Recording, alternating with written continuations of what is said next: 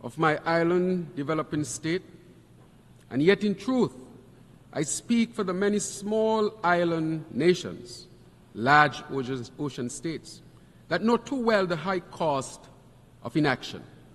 We are small, yes, but our voices carry the weight of rising seas, thundering storms, and livelihoods teetering on the edge of erasure. A sustainable future for SIDS demands more from us all.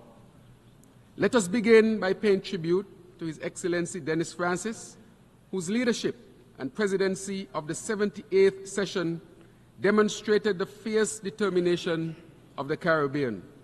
Thank you for your service. We stand ready to drive the changes necessary for a sustainable, secure world. Thank you for your sterling leadership, Mr. President. I must also acknowledge Secretary General Guterres, who with unflinching resolve has championed justice, equity, and hope. This past year tested our commitment to peace and security, yet it also revealed the vast opportunities we must seize if we are to steer humanity toward a better way. Mr. President, Philemon Yang, congratulations on your election as President of the 79th session of the United Nations General Assembly. We have great confidence in your leadership as you guide us with the theme, Unity and Diversity for Advancing Peace, Sustainable Development, and Human Dignity everywhere and for all. As we convene here in this hallowed hall, I recall the words of former Secretary General Kofi Annan. The future of peace and prosperity that we seek for all the world's peoples needs a foundation of tolerance, security, equality, and justice. That foundation is fragile, but it is essential. And it is crumbling under the weight of neglect, greed, and abuse of power. 79 years ago, in the wake of war's devastation, visionaries sought to build a world where diplomacy and dialogue could triumph over destructive intolerance. Yet today, we stand on the precipice of a perilous return to a world where peace is kept at gunpoint, where weapons are romanticized and violence is exalted in the pursuit of absolute power. We need more than diplomatic platitudes. We need a humanity steeped in decency, justice, equity, and inclusivity. We must rise from these chambers, not resigned to the idea that the children of Haiti, Congo, Sudan, and Palestine are less deserving of the rights and freedoms that we enjoy. We are all one people, one world. We cannot have peace without justice, nor justice without true, solid equality. In the Caribbean, our lived reality of rising tides, washing away our hopes of unforgiving heat, setting ablaze our dreams. We pray for rain and receive the floods, dragging our homes and our futures to the abyss. When the guns flood our communities, tearing children from their mothers' arms, it is a collective cry for action. When the global south starves while food wastage continues unabated, we must be shaken from our complacency. The harsh truth is that the world is becoming mortally insecure. We stand on disappearing shores. We are besieged by storms, natural and man-made. Corporate greed, colonial arrogance, and unchecked consumerism have torn apart our social contract with each other. We are no longer at peace with nature. The greatest delusion we feed ourselves is that security and sustainability are separate endeavors. They are, in fact, intertwined. We cannot build secure nations while allowing the climate crisis to rob future generations of their birthright. Security is more than an absence of conflict. It is the presence of dignity, of justice, and hope. Generations ago, the labor movement in Saint Kitts and Nevis paved the way for our people's emancipation, an emancipation built on the principles of social, economic, and human dignity. Today, I echo their call. We must do better. We must be better. Our ambitions must be grander, our visions clearer. When we say leaving no one behind, acting together for the advancement of peace, sustainable development, and human dignity for present and future generations, it cannot be a hollow phrase. It must be a sacred commitment, a pledge to every soul, from the wealthiest nation to the smallest island state. For when the waters rise in the south, even the north will eventually drown. When the forest burns in the north, the south too will choke from the smoke. For it is one planet, one human race. The pandemic has left scars that still fester, and global economic fragmentation threatens to deepen the divides between us. From small island states like mine, the failure to meet these goals is not just a disappointment, it is a death sentence. The clock is ticking, and we cannot afford to wait any longer. We must act, and we must act now. Today, the Caribbean braces for an intense hurricane season, facing the escalating fury fueled by warming oceans and unprecedented storms. Our brothers and sisters in Grenada, Carriacou and Petit Martinique, St. Vincent and the Grenadines, and Jamaica are still recovering from the devastation of Hurricane Beryl, which became the earliest formed Category 5 hurricane on record this past July. In the Pacific, our brothers and sisters there remain exposed to the incessant battering of typhoons that ravage their islands. And as I speak, the southeast United States is being pounded by Hurricane Helene. Lives and livelihoods hang in the balance as entire communities brace for the next assault. Hoteliers, for example, in my own country of Saint Kitts and Nevis, have approached our government, stating that with a sense of dread, that they may soon no longer be able to market themselves as beach resorts or famous beaches, once the lifeblood of our tourism-driven economy are steadily disappearing under the relentless rise of the sea.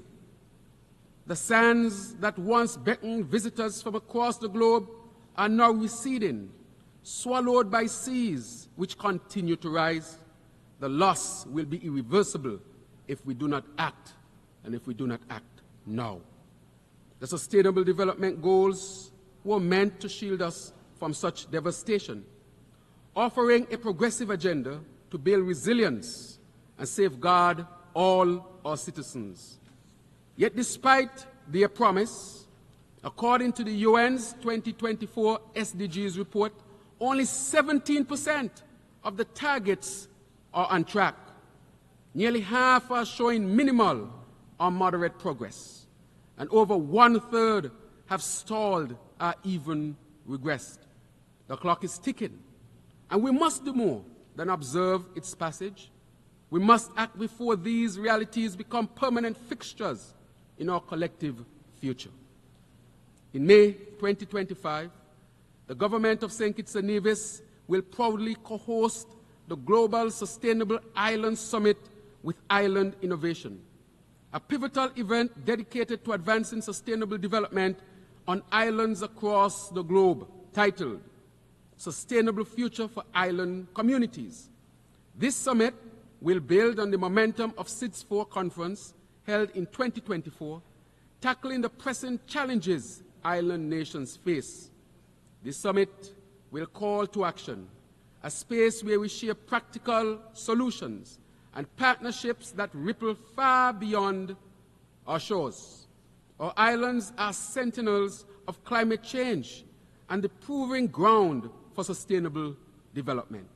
It is with this spirit of shared responsibility and urgent action that I extend a heartfelt invitation to all leaders of island nations gathered here to come, to engage, to commit to meaningful change. A recent and commendable stride toward equity and inclusion has been the adoption of the MVI, the Multidimensional Vulnerability Index. This serves as a powerful testament to the potential of multilateralism when it is both purposeful and effective.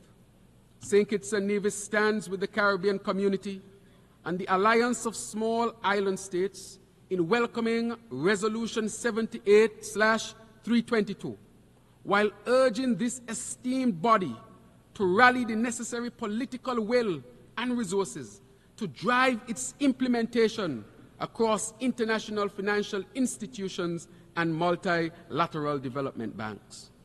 For us small island developing states, the MVI is not just another metric. It is a lifeline, offering a means to cushion the relentless blows of climatic and economic crises that disproportionately affect us.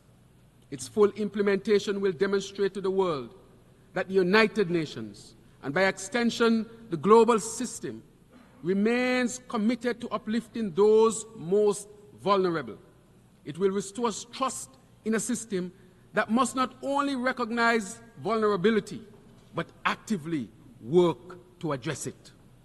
The time has come to reshape the United Nations, to reform its structures so that they reflect the realities of our modern world.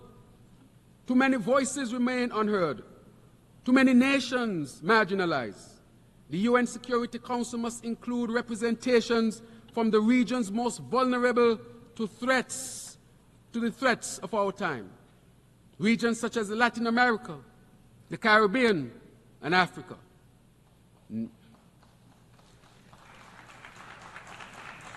Nowhere is this change more urgently needed than in the international financial architecture. Saint Kitts and Nevis stands in solidarity with the government of Barbados in its fight for financial and climate justice, pledging our full support for the Bridgetown Initiative. This bold framework demands a reformation of the global finance, making it more responsive to the unique vulnerabilities of small island developing states like mine. We cannot build resilience without first ensuring that the international system works for the most vulnerable among us. In the Caribbean, we continue to call for and guard our zone of peace. The Argyle Declaration serves as a shining example of how we in the Caribbean manage security challenges. We go back to basics. We talk to each other. Specifically, the Declaration has been instrumental in facilitating dialogue between Venezuela and Guyana, demonstrating that even the most complex disputes can be navigated through peaceful means. This model of engagement, one of dialogue and cooperation, is the very essence upon which this institution was founded. The international community would do well to follow this approach and inject new life into our diplomacy. And to this end, I reiterate CARICOM's call for an unconditional ceasefire in Gaza to put an end to the suffering. The only pathway to peace and to secure fundamental human rights and dignity is through the two-state solution, and Saint Kitts and Nevis stand in full support. Mr. President, as we face these global challenges, we should always remember Haiti. I want to reiterate that again, Mr. President, that we should always remember Haiti.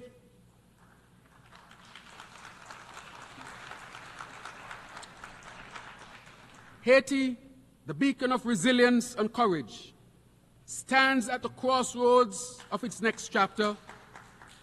Saint Kitts and Nevis, alongside the Caribbean community, firmly supports the work of the National Transitional Council as it strives to create an environment conducive to a multi-stakeholder political solution.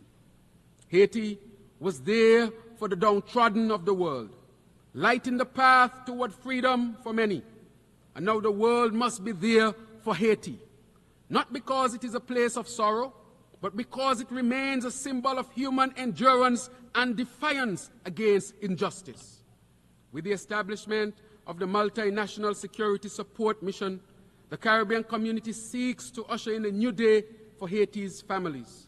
And to this end, I want to thank the government and people of Kenya for their significant contribution.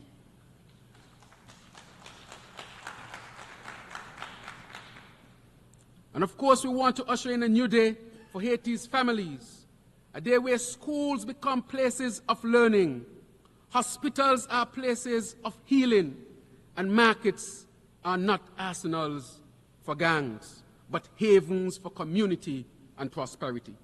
Haiti's future is not only one of security, but one of sustainability, and we must rally to give it the peace it deserves. Mr. President, year after year, this body sends a strong message to the people of Cuba, a message of hope and a message of support. The embargo that has isolated Cuba for decades is not right, Mr. President, and it continues to be a stain on our collective conscience. Saint Kitts and Nevis joins the Caribbean community in calling for an end to this unjust embargo and for Cuba's removal from the State Department's list of state sponsors of terrorism. Cuba has long been a friend to the Caribbean, its doctors, educators exemplifying true philanthropy. And I might state here, Mr. President, that I'm a graduate of the Cuban educational system.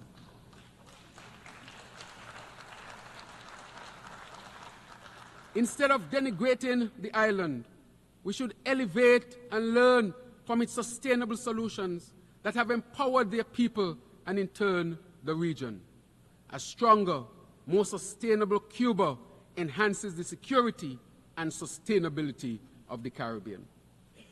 Mr. President, in the same breath, we must not forget Taiwan. The people of Taiwan have proven time and time again their firm commitment to sustainable development.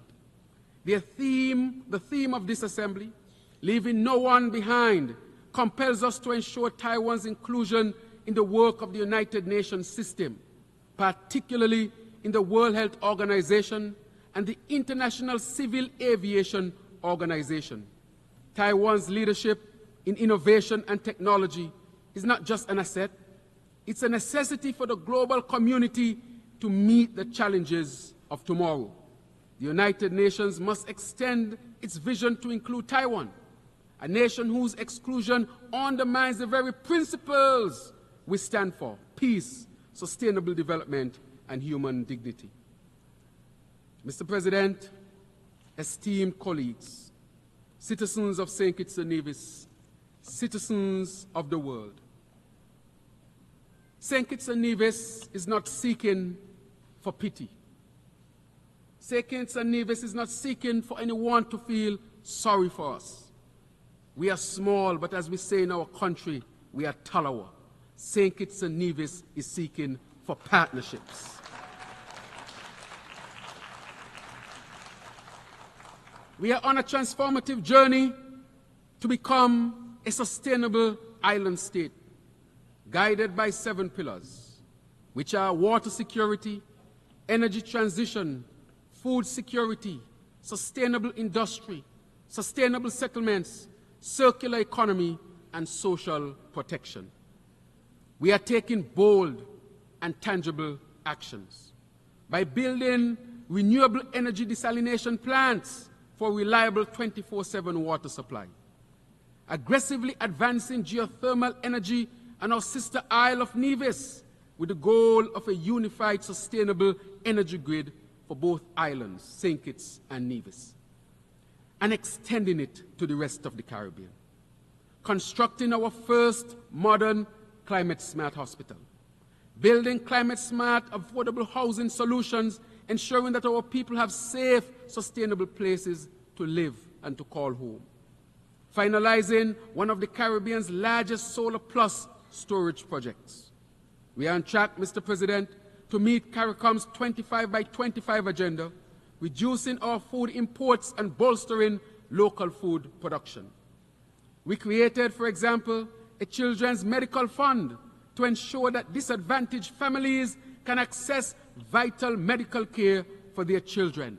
And may I state, Mr. President, that as a result of this policy, Saint Kitts and Nevis recorded no death of any child between the ages of 1 to 4 in 2023. We continue, therefore, to advance our education beyond our universal compulsory system, promoting lifelong learning as key to national development. All of these and more we are pursuing, Mr. President, demonstrating to the world that we don't just complain. We don't want to be a part of just problems. We want to be a part of the solutions. And that is why we will continue to seek partnerships, Mr. President. My friends, we stand at the crossroads. We can no longer afford the luxury of inaction.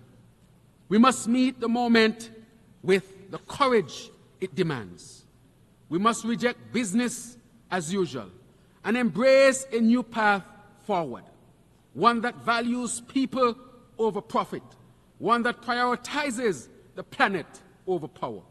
As we gather in this assembly, let us remember, we are all stewards of this fragile world. The rising tides do not respect borders, and the fires of conflict burn without discrimination. For Saint Kitts and Nevis, for the Caribbean, for every small island nation whose future hangs in the balance, I ask you to stand with us. Let our voices rise like the oceans that surround us, powerful and unyielding, calling for a future where peace is not just the absence of war, but the presence of justice, of sustainability, of hope.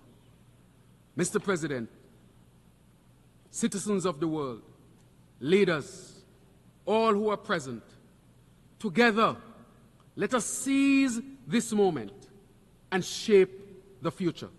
Together, let us stand proud and strong. Together, let us act now, for the moment demands it. Thank you very much.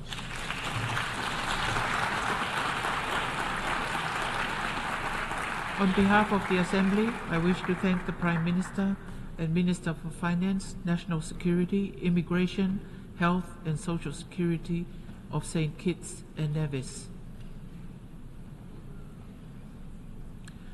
The Assembly will hear an address by His Excellency Keirashana Gosmo, Prime Minister of the Democratic Republic of Timor-Leste. I request protocol to escort His Excellency and invite him to address the Assembly.